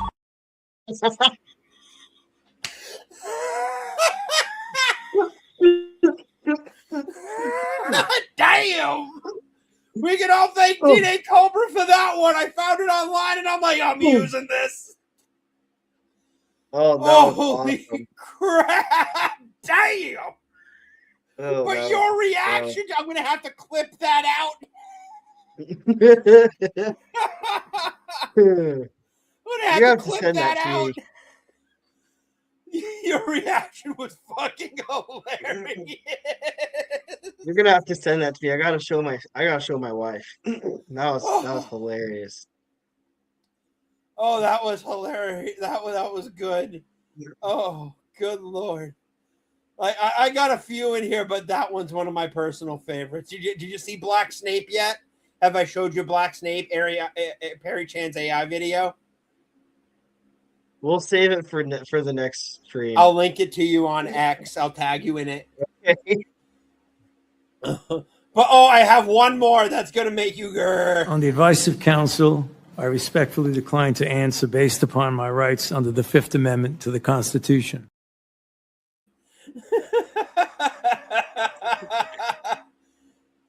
We got And I'm going to teach you the meaning of pain.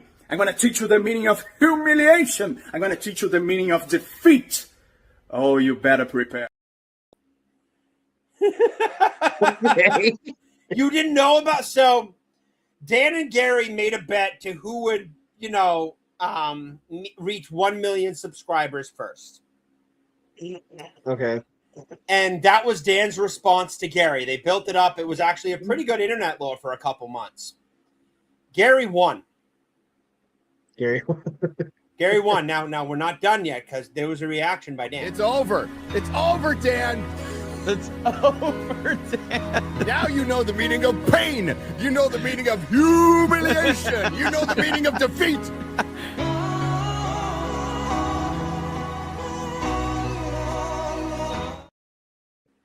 So, on top of all of that, Dan made the bet and he still has yet to deliver. He was supposed to write a song called Man Buns Are Gay. And it's been 2 years and he still hasn't had it. Done it. Oh my god. So, I'm telling you, man, some of this lore is pretty awesome. That's hilarious. All right. And as we end this awesome stream, thank you all for being here. If you did enjoy it, yeah, he's supposedly working on. Got time to cut his hair, but not enough time to write it. Fucking looks like a young Pablo Escobar. He talks like him, too. Oh my goodness. And for now, I leave you with Rings of Power on the horizon and them utterly fucking up Tolkien's lore to monumental things. I leave you with one of the greatest things I found when Rings of Power started, and I have held on to all these years. Thanks everybody for being here, and I will catch you later. Peace. Larry, what the hell are you doing? Larry! Larry, you can't just... Oh, Larry! Oh, are you all right? How did... Barry!